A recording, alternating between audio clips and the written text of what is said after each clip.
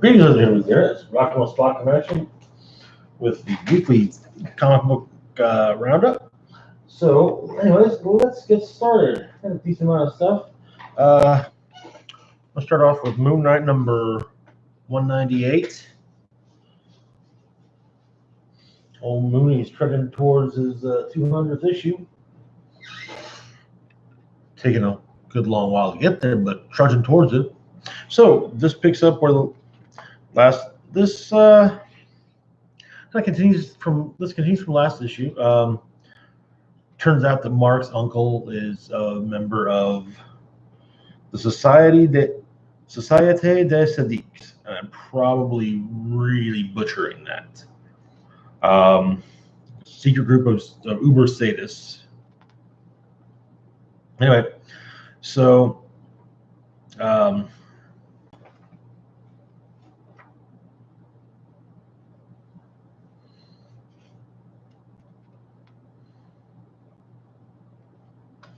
Ernst, who was introduced a few issues back in our little flashback story, the former Nazi that was caught by Mark torturing someone in the synagogue. He goes over an entire spiel. Story begins. A flawed hero is tested. Is he man or is he dragon? The Société des Sadiques will tease out the essence of his core. Apparently this is their gauntlet, though. And the part finds is how truly merciless contenders for Société des Sadiques truly are. Anyway, for Ernst, Mark has been kind of a pet project.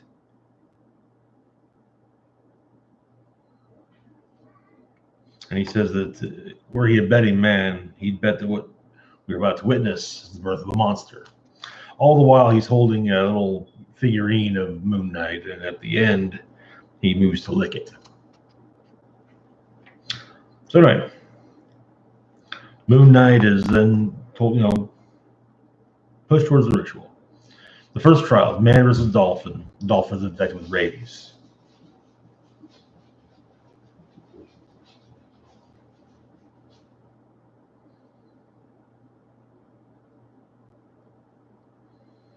And the first few days, he's trying to figure things out, and then for a fifth day, a plan is hatched.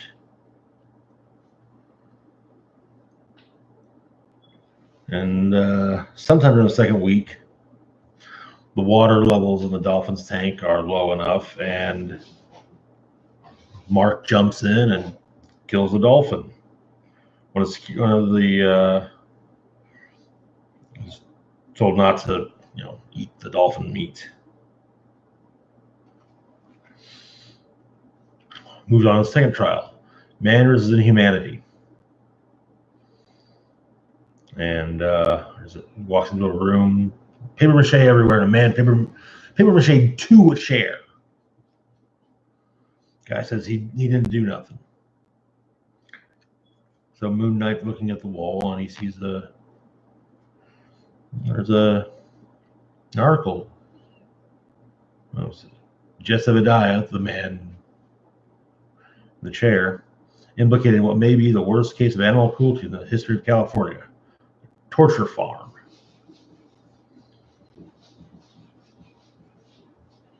And so he goes at. We don't see what he does, but he moves in. It's the second trial passed. Third trial, man versus himself.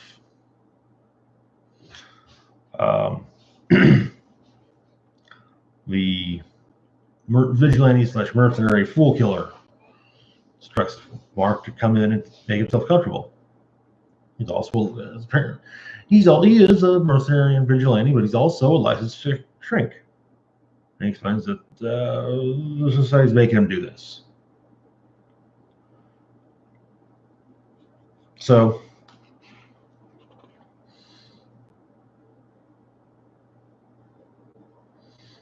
they talk. Basically, Fool Killer assesses Mark as the society apparently has his fiance, and if he doesn't assess Mark, they'll kill her. Or presumably, or it could be something worse. And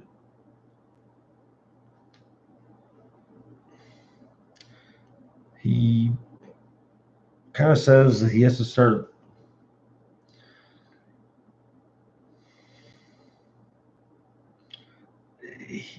He's probably worse off than he thought.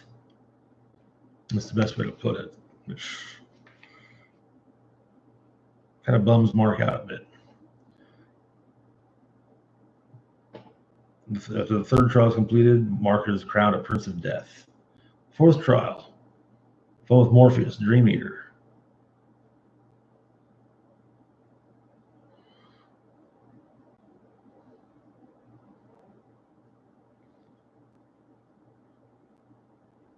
And basically says Morpheus explains that he's not sure he can make it any worse than it is. Moon Knight's been swimming in a cybertropic nightmare for 5 hours straight.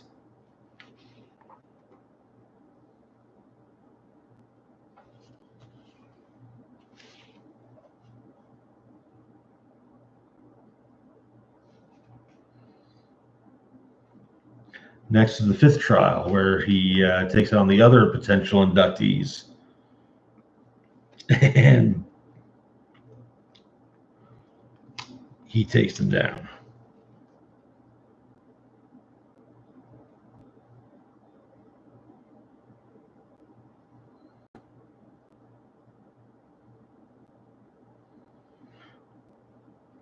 Meanwhile, his other personalities are conversing about what's going on. Apparently, Stephen Grant personality representing the mind, Jake Lockley, the robust undercarriage, and Khonshu, the spirit. Next comes what's referred to as Trial 666. Ernst explains that he has three choices. Fight all of them, the society. The full might of the society, focus solely on him.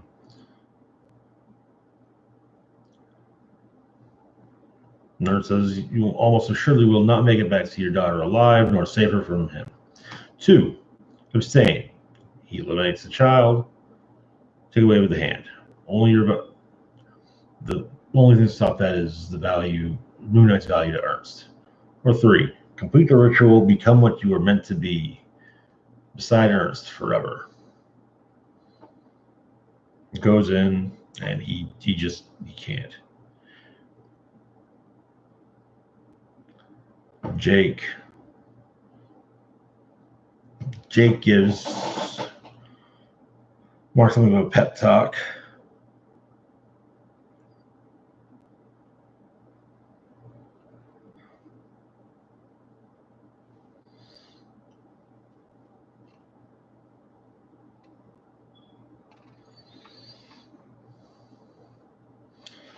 Right?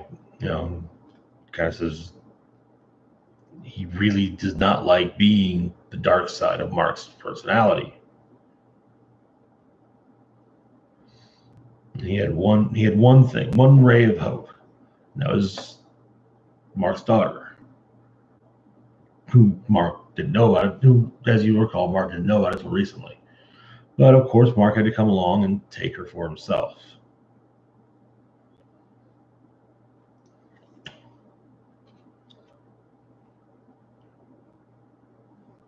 And we can tell there's someone else in the room with Mark.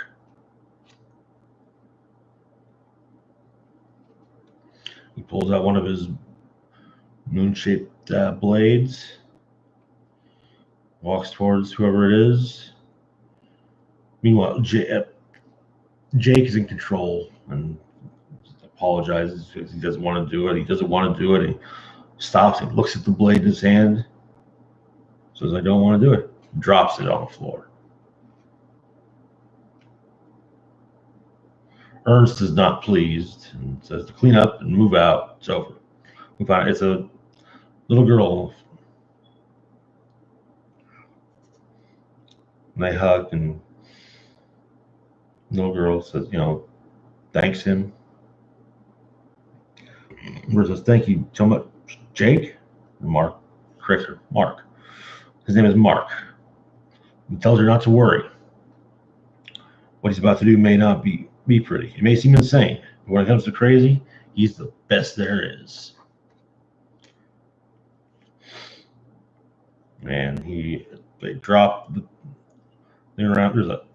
They have their own helicarrier.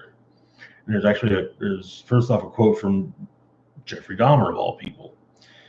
The killing was a means to an end. That was the least satisfactory part. Then quote from Carl Jung. Psychoneurosis must be understood ultimately as the suffering of a soul which has not discovered its meaning. Anyways, Mark pulls up his hood while the society comes for him. And he's ready for them. And then it simply says, end. So yeah, that was Moon Knight number 198. And dear God, 199 looks like it's going to be even nuttier. All right. Now, for every other book this week is X-Men related. Next on the list is Exiles, number 7. All right. So if you'll remember last issue, the Exiles were, Western style world, and facing off against a gang led by Magnus, who ended up kidnapping Iron Lad. But they met a potential ally, T'Challa, also known as the King.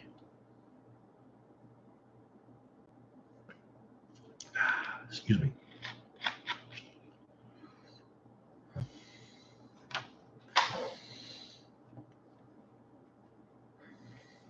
Apparently, T'Challa's been trying to build himself up a posse to go after Magnus and his gang.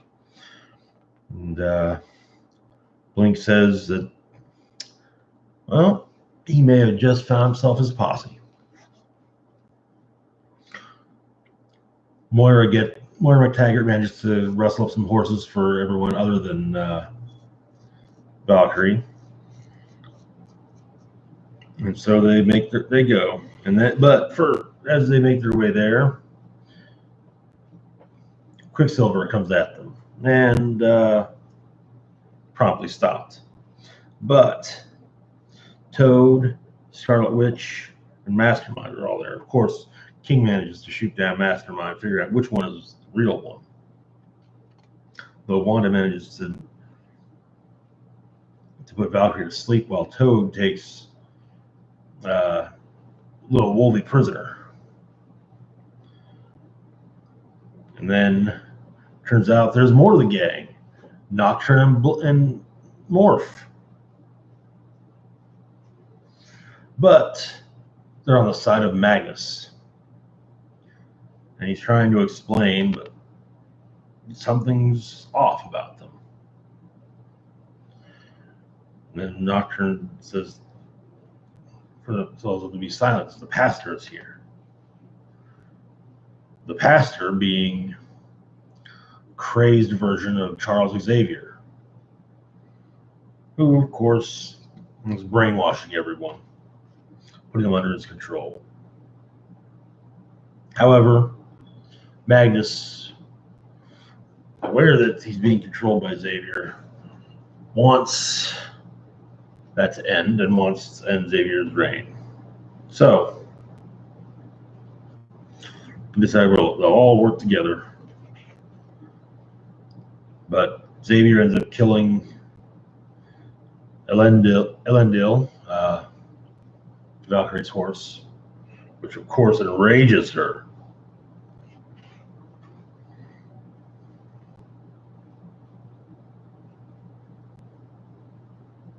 But they managed to break Magnus's hold over everyone. While that fight's going on, the king and Magnus have a shootout, which King wins, as apparently Magnus killed T'Chaka. So anyways, once Nocturne and Morph are freed from Xavier's mental clutches, Morph goes after Xavier. However, after Blink teleports behind Xavier and runs him through with some of her teleportation spikes, as he dies, Xavier takes Morph with him. So they have a bit of a Pyrrhic victory.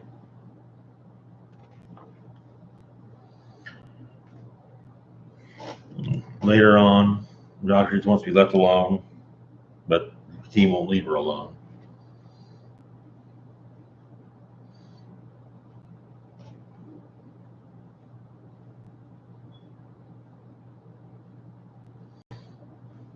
Nocturne and Blink talk for a bit, catch up.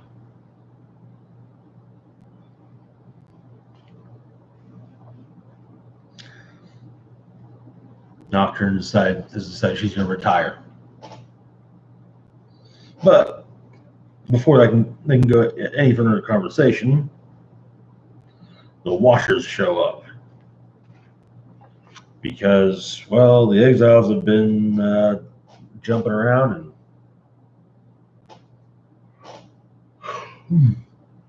causing problems. Well, in the Watcher's eyes. So they shall stand trial. All right, moving on to Deadpool Assassin, number 6 out of 6. So, where we left off.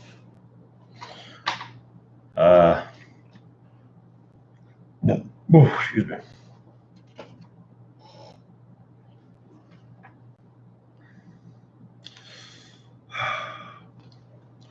Weasel had been killed in a run through during a battle with the Assassin's Guild. Also, Threnody, Deadpool's partner at the moment, had run off with Weasel's wife, who revealed to Weasel she was pregnant. So Deadpool goes looking for her because, well, her power leaves a trail.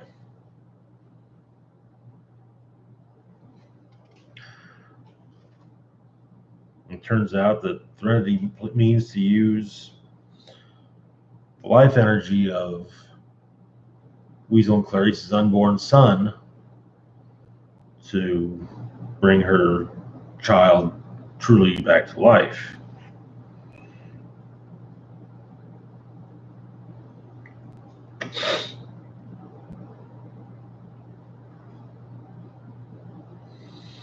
However, Deadpool is followed there by Blackout. Though the issue does kind of mess up and call it River with Bloodstream. But no, it's Blackout. So Wade fights Blackout. Back and forth. And while his eyes are covered in darkness, basically.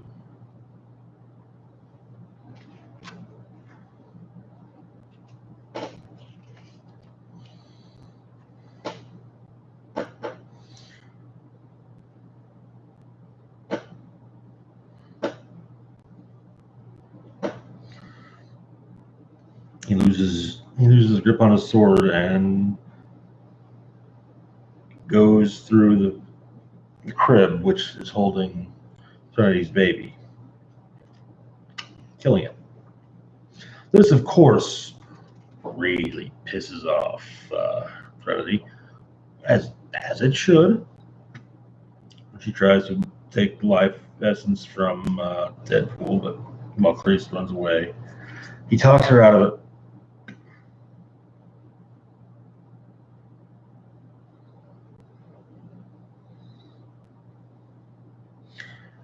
And, well, Blackout's severed hand skitters away, though there might be more to it than just that. So after a few weeks, Deadpool's finally back up to his fighting weight. A lot of chimichangas rancheros.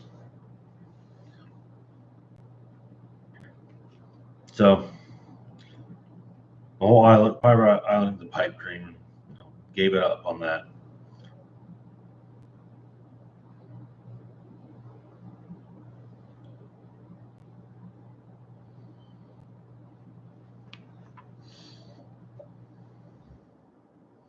And he says every now and then he checks in on Weasel's widow, though she's none too happy to deal with him.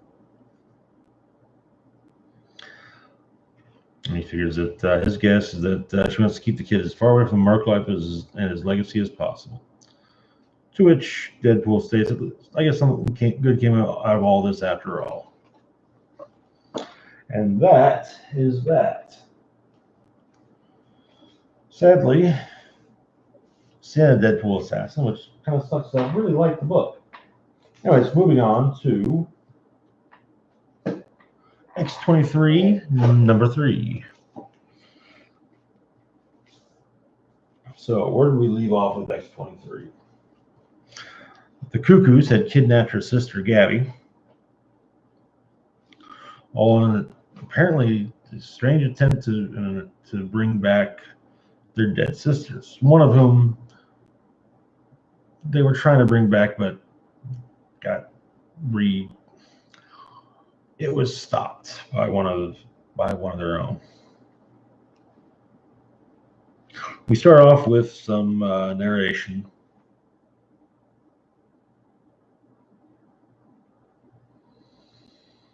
from X-23.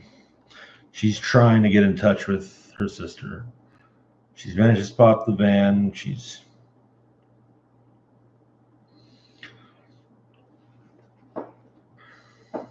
But, of course, it's a trick. Because the Cuckoos are actually very powerful telepaths, especially when they're together.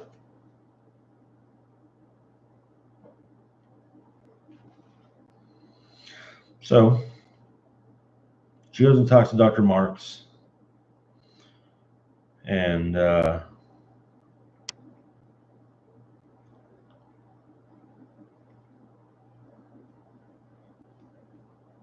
Marks explains to her what it was she was trying to do.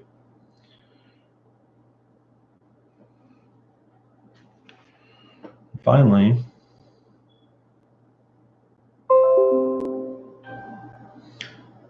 she's her mom. As I said, the grafting process required a strong immune system. It's kind of a parasitic approach instead of replicating. But in her research, she noted that the X-23 would provide an ideal host. So Laura and her clones.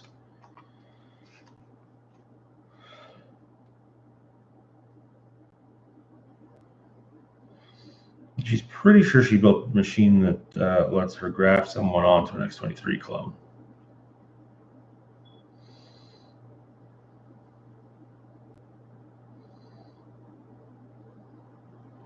Laura explains that she took an oath to make sure that nothing like what her sisters and she went through ever happens again. She took a name that she hates so that Dr. Marks knows her end. The end of this work came at the hands of her creation. So, anyways, Gabby manages to set up an alarm to catch, but she'll notice after Laura would pick up on. Anyway, Gabby tries to pull clone power, but yeah, they're not good.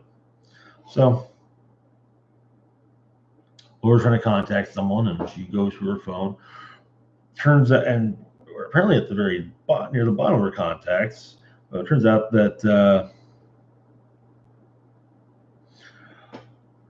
from what we can see of her contacts, Moon Knight, Wasp, Nightcrawler, of course, Ironheart, and Deadpool are all she has numbers for. So she calls someone and says, "Hey, if you're in Manhattan, I need help now."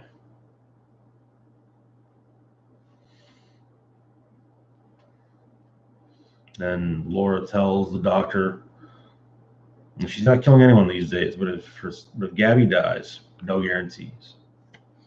So the Cuckoos have put Gabby into the chair, and they stick a circlet on her head, and she notices another chair is one of the Cuckoos.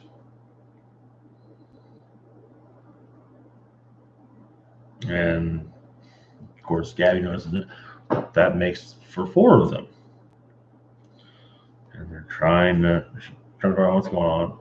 Turns out that she called the temporarily displaced angel, who drops her towards the warehouse that where Gabby and the Cuckoos are.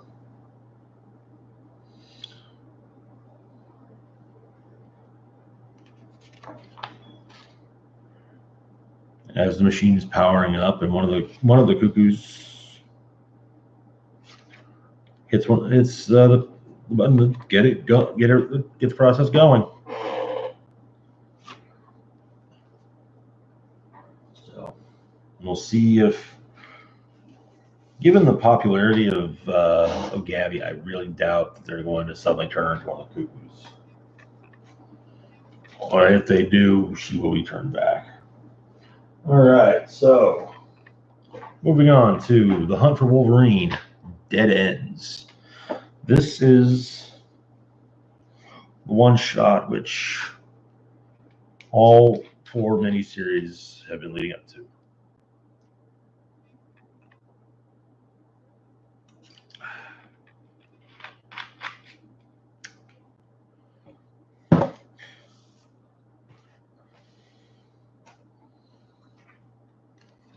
And it's maybe not as frustrating as the ends of the miniseries, but still, so start off in Spain,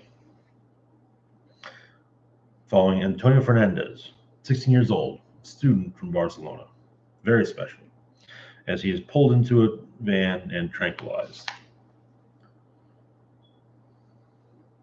We see various others, the same thing is done with. Before we're cutting to New York City, where Tony Stark is riding through the streets of Manhattan on his motorcycle, heading to Central Park, and Xavier Institute for Media Education and Outreach. Though he's not the only one headed that way, as Daredevil has been swinging along. So the two are standing at the door.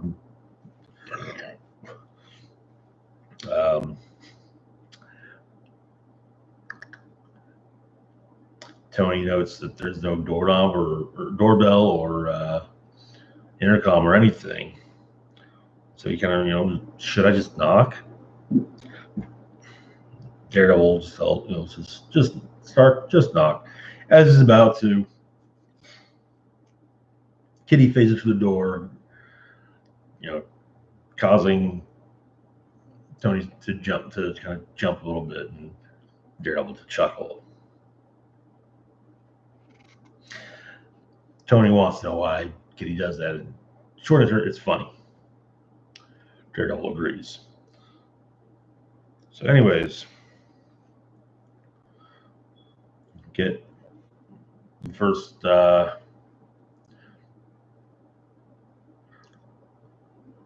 one member of the first people outside of the X-Men to discover that Betsy Braddock is back in her original body. And this is one of the rudest scenes with Kitty and Tony, well, mostly Kitty, talking about her, less than 10 feet away, in perfect earshot. Though Kitty says, I can hear you. And not just your words, but what you're thinking. I can hear lots of things. Apparently, Jean is working with her. And also, it said that Jean's working with Cypher on his addiction. So they go and they set up a PowerPoint, or they go into one of the lecture halls, and this PowerPoint presentation is set up for considering what's gone down.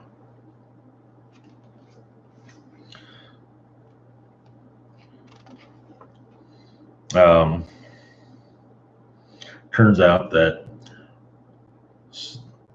someone's been shooting a lot of stuff up into space via Madripoor's launch pads, which they will allow anyone to use as long as they got money.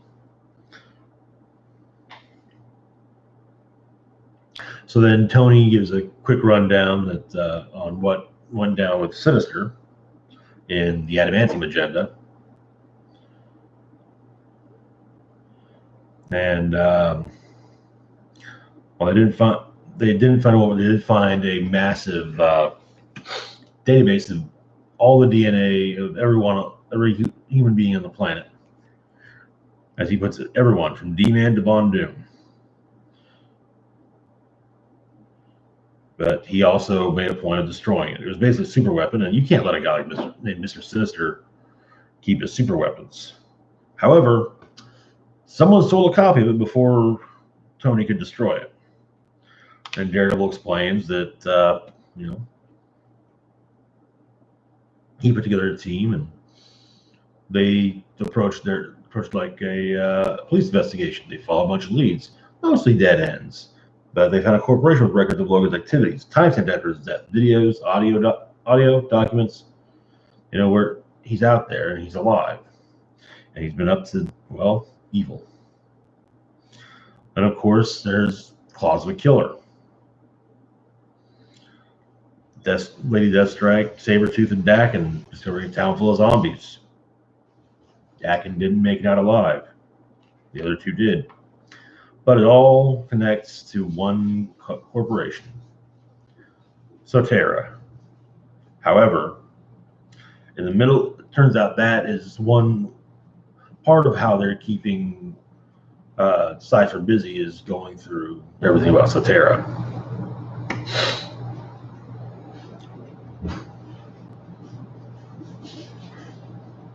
And oh boy.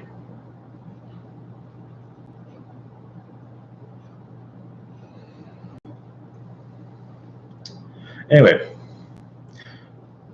Daredevil hears something. Since something is falling, now there's an alert that they're incoming projectiles. So Kitty has the school evacuated, and then Stark. Basically, the motorcycle Stark's got pretty much has a suit of armor built into it because, Iron Man. So Iron Man, Storm, and Firestar go off to stop the projectiles.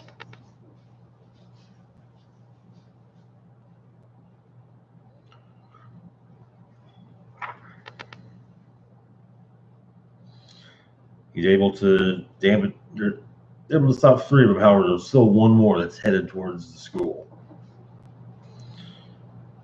And so Kitty does something crazy, and she basically phases the ground.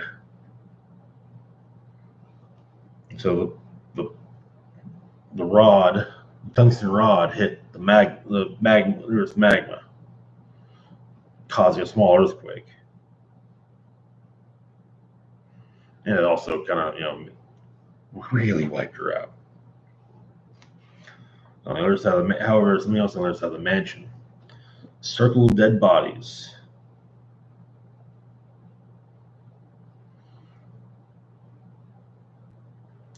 And a man in a suit saying, please, everyone gather around.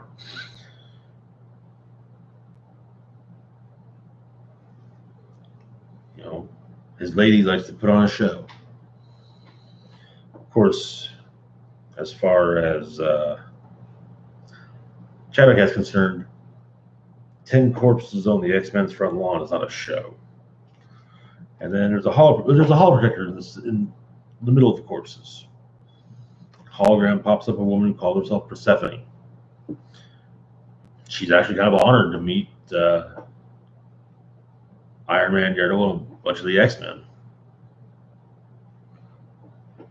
She goes on for a bit, thanking them for saving the world, because if they hadn't, well, she wouldn't be here today.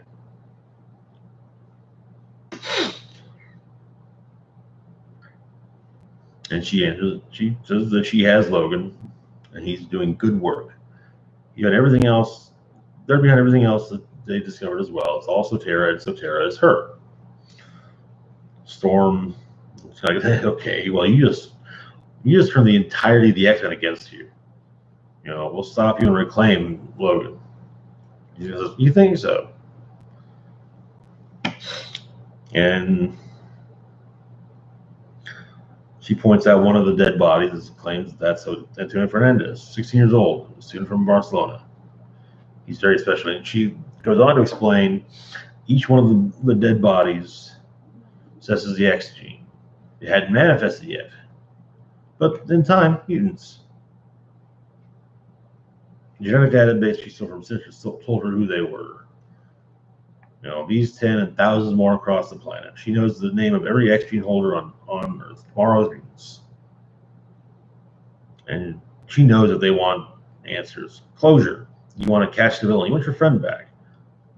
She says, and then she says, but I warn you, stop looking. Or these 10 are just the beginning. And she fades away, and the guy, or the 11th, as the guy, man in the suit, collapses as well.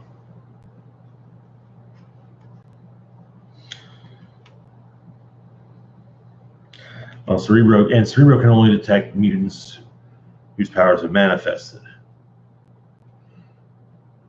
So they can't use Cerebro to find the others. So Iron Man asks Kitty what she's going to do. Kitty doesn't have an answer.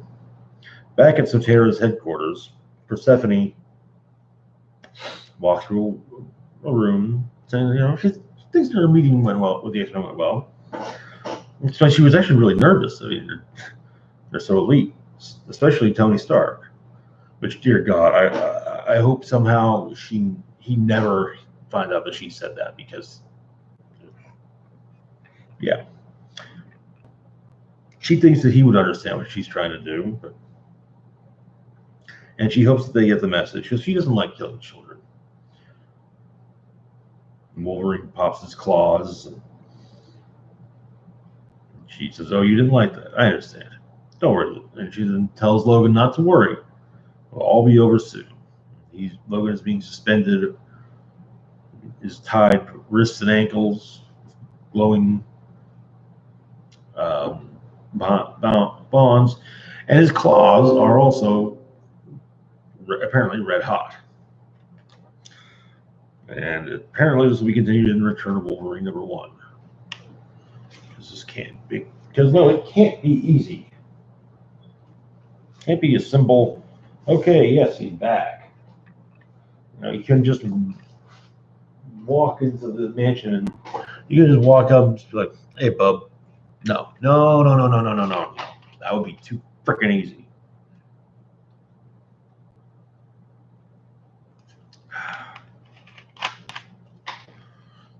All right, moving on to X-Men Gold number 34.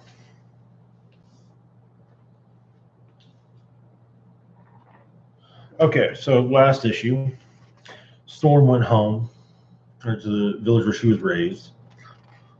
Turns out that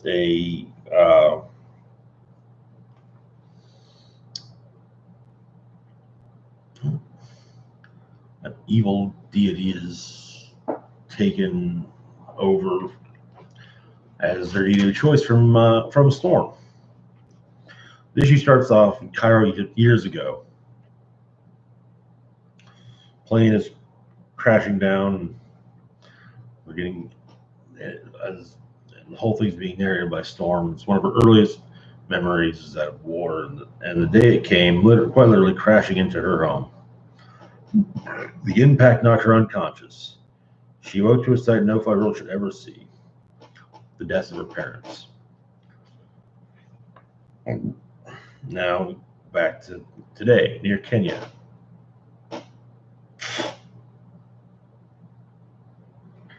Uovu says, this is not this is no trick,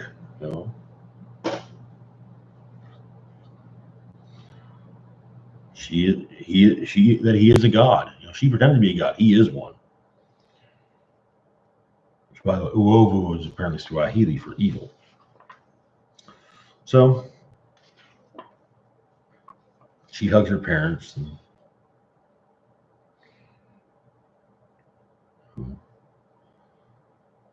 she's afraid that it's real. Meanwhile, back in New York, a bunch of mandroids, a bunch of criminal bank robbers bought some defunct mandroid tech, tried to rob an armored car with it.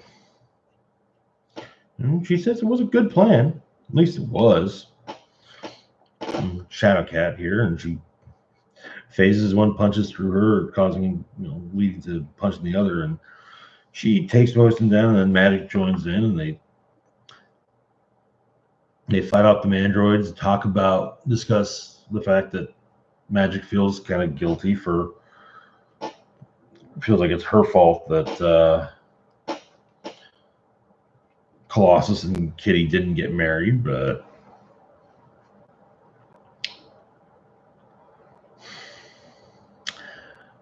Shadowcat tells her not to worry. It's not her fault. And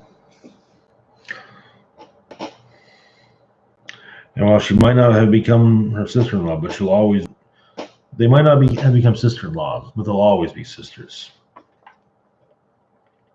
Anyway, Storm has de-armored and is walking with her parents and talking with them. And then she goes to inspect one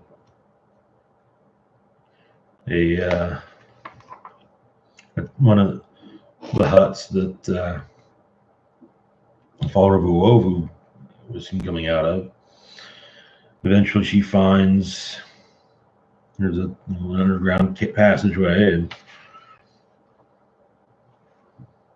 the dead lined up along the walls, not buried.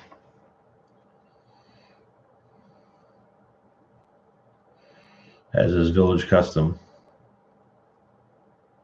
including one who raised Storm, Annette. This, of course, makes Storm very angry. Her resurrected parents try to stop her.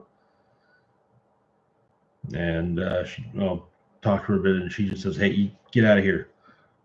So she goes after Uovu. Says she's seen the catacombs, which Uovu says is unfortunate. Her having not seen those, the only thing keeping her alive. And then he takes control of the dead, sends them out. And soon enough, Storm's parents are amongst those. She tries to call for Stormcaster. Doesn't come.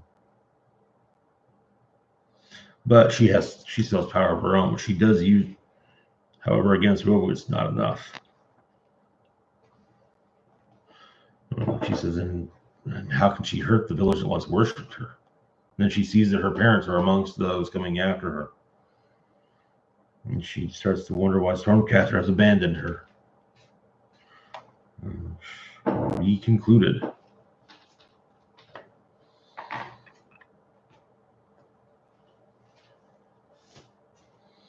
Moving on to X-Men Blue, number 34.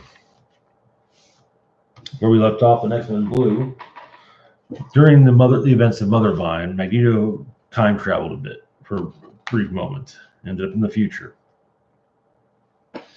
Well, he's come upon four of the 5 time displaced original X-Men. And they argue a bit. And Jean's, they all approach just like he shouldn't be here. Of course, Beast figures that time travel. He says that he should have made them go back to their own time. Excuse me. Anyways, there's some arguing about what happened, and we see quite a few statues of Magneto, but a little girl who looks surprisingly like Nightcrawler comes to Magneto's defense.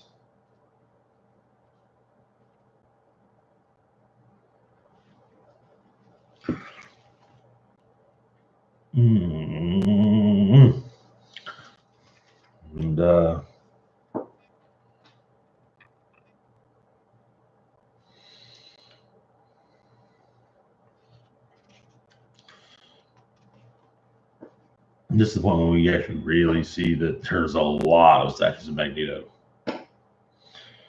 And then turns out that when the temporarily displaced original 5 stood against Magneto in the timeline that he's in, they killed him. So they fight.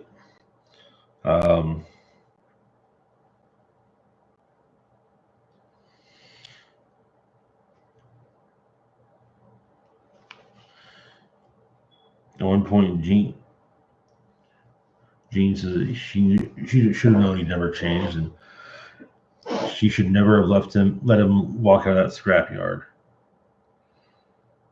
When he let her read his mind, she should have killed him. And Magneto says, "But you didn't." But before they can continue the fight, he travels back to the present. Cut to now. Magneto is saying goodbye to Danger.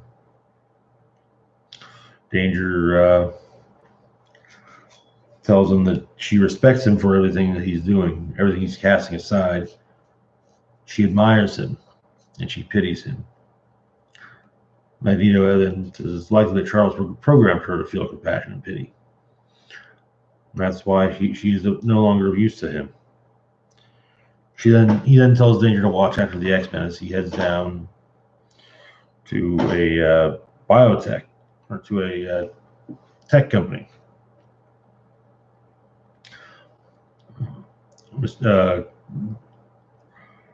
One of the people working there, a man named Kirk Jansen, is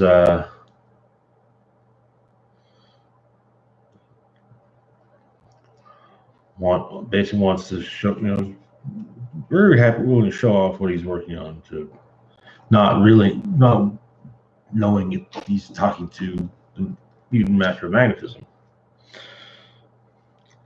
And what he's really working on is AI coupled with real emotions.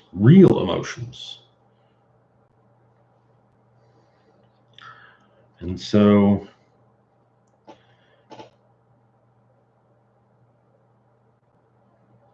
he tells Mr. Jansen that he should be ready for unintended consequences. And then Magneto destroys it all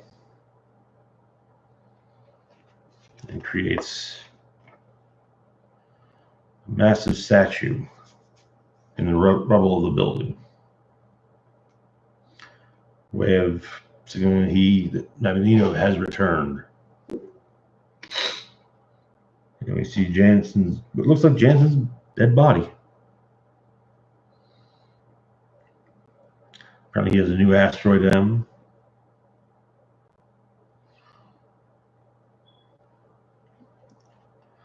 He remarks that new mutants have emerged. These mutants need guidance. He will not use time travel to accomplish his goals. The dangers are too great. He is an old man, and the old ways he finds work best. The core of his brotherhood is revealed to be Unision, Elixir, Vought, Toad, Marrow, and Exodus. He claims that he and his brother have much work to do.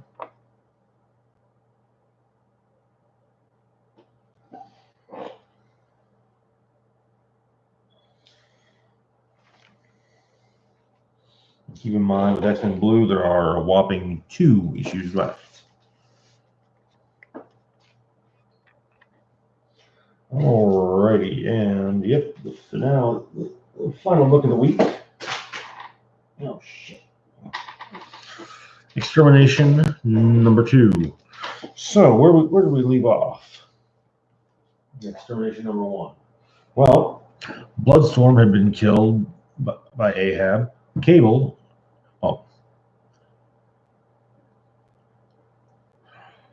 had been killed by a younger Cable, and that younger Cable had taken the temporarily displaced Iceman prisoner.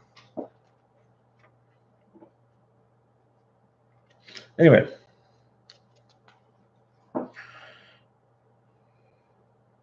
in Passaic, New Jersey, Cable shows up and hits Calvin Rankin with a trank, and then presumably takes him, claiming that his services are required. For those unaware, Calvin Rankin is Mimic. In some realities, a mutant; in others, not. So recall, in the primary Marvel reality, he's not a mutant, but he was genetically engineered to have the powers of all 5 original X-Men. Back at the Xavier Institute, the temporarily Cyclops is sulking, and the younger Jean sits and talks with him a bit. It's like, you saying, hey, you want to talk? I'm here. You don't want, if not, she's still here. And Scott's blaming himself for Bloodstorm's death because Ahab wanted him, not Bloodstorm. Jean says, hey, it's not your fault. You're not the one who killed her. Ahab did. Anyways, everyone is called together. All the X-Men. Well, except for a few certain members of Weapon X.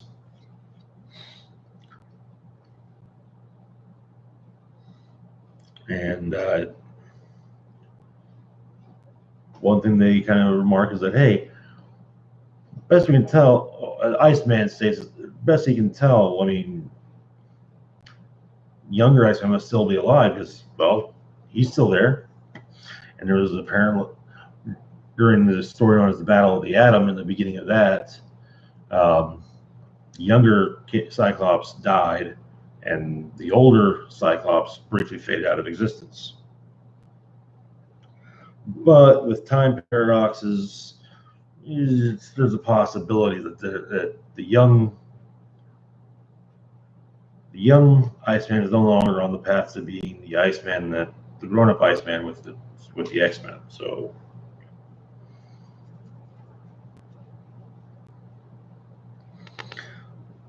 the former members of X-Force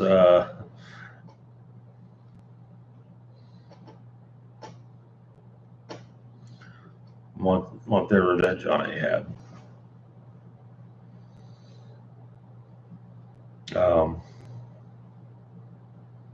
Prestige makes a point, kind of gives everyone a rundown on Ahab, while Shadowcat says, they'll split up into 4 teams, and each one will take a member of one of the temporarily displaced original 5. No, the 4 that are left. Cyclops runs out into the rain. I'll follow, but Jean knows that something's wrong. And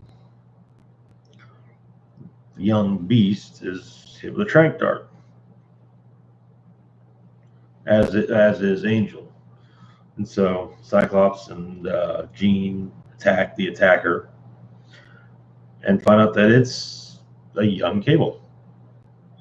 Hey, Bobby, these are today's comics, the ones that came. No, we're almost done actually. But Cable takes Angel, and Jean decides she wants to go with X-Force. No, I didn't get Justice League Odyssey. Most of what I get at the moment is Marvel stuff, namely the X-Men books and a few of the Avengers-related ones, because I've only got can only afford so many. Also, when I got back in, it was just bad timing for getting back into DC. It was in the middle of Rebirth, and yeah. So a little bit later, Beast. Yeah, I probably will be getting as Guardians of the Galaxy. It looks like it'll be a fun book, and I do enjoy a nice fun book every now and again. Yeah, I like the lineup, and it'll be interesting to see. It could just be I missed something somewhere, but it'll be interesting to see how Scourge seems to be back from the dead. But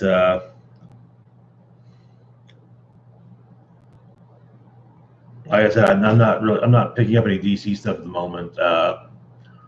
Probably the next DC book I'll pick up will be Detective 1000, just because it's Detective Comics 1000. I did the same thing with Action Comics.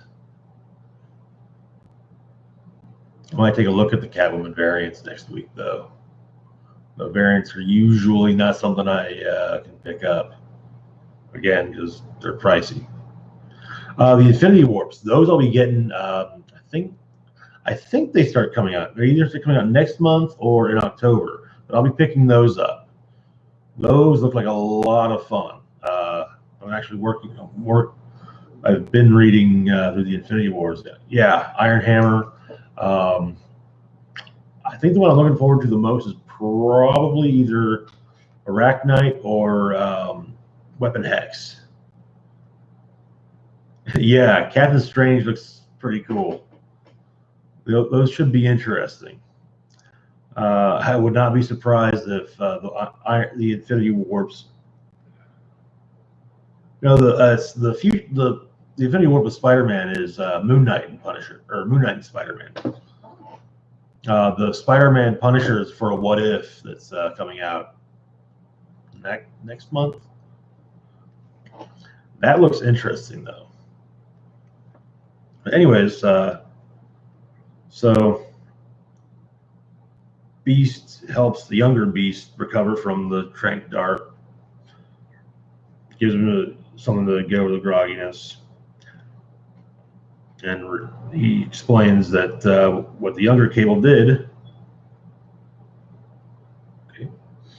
was desperate, not brazen. And so, but the older Beast, yep.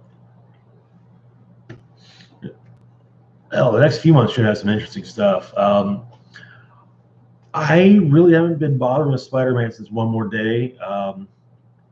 One more day felt like just too much of a slap in the face. And right now, the only Spider-Man book I pick up is Renew Your Vows. Though if we get a new Miles Morales book, I'll probably pick that up. Spider-Geddon, I don't know. Like, I'm probably not gonna bother with that. There's supposed to be a new Spider-Gwen book coming out of it, but I'll probably wait until Spider-Geddon's over with to start on that.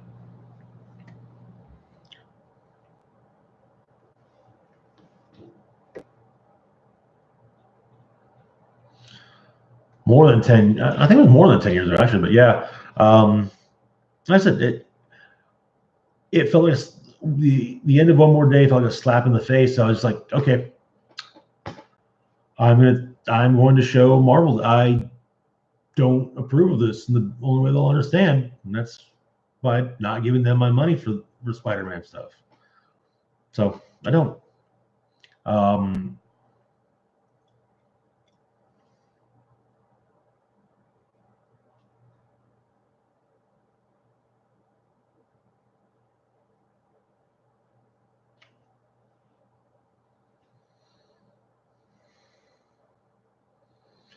Okay. Yeah, the Old Man Logan Spider-Woman. That was a pretty cool aspect of the Old Man Logan. And I am doing Old Man Hawkeye on these every month. I'm looking forward to seeing next month's issue with Clint versus Bullseye. That ought to be fun to watch. Anyways, so the younger Beast, that's the older Beast. If it knows why Cable would attack them, and the older Beast has his theories. He supposes they'll find out soon enough. We cut to Cable's hideout, where he cuts off Angel's cosmic wings, and he has machines cut off Angel's cosmic wings while he just sits back, drinks coffee, and claims that Angel brought it on himself. And then Ahab attacks the mansion and his hounds, and Prestige leads the charge against him. And and of course, Ahab says, psychological warfare. Hey, you used to be the notoriously bloodthirsty hound. How many mutants did you kill? How much joy do you take from it? And Ahab says that he's not interested in killing Prestige. However, killing the temporarily displaced Beast, that would.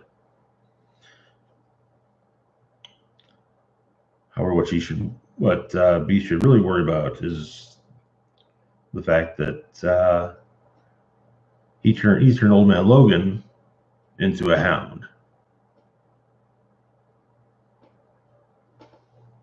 And that's where the issue ends. And it looks like next issue we'll be having, judging by the cover, will be rather X-Force centric. That's it for this week's haul. Yeah, I remember the Ashley Barton Spider-Woman. That was intense. And yeah, Old Man Hawkeye is that's honestly one of my favorites to read every month.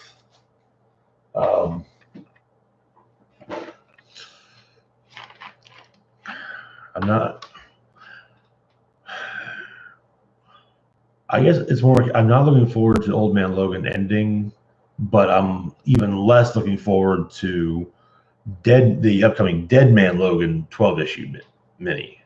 Because it's just like, okay, it just put Old Man Logan out for 12 more issues 3 times a month instead of 2.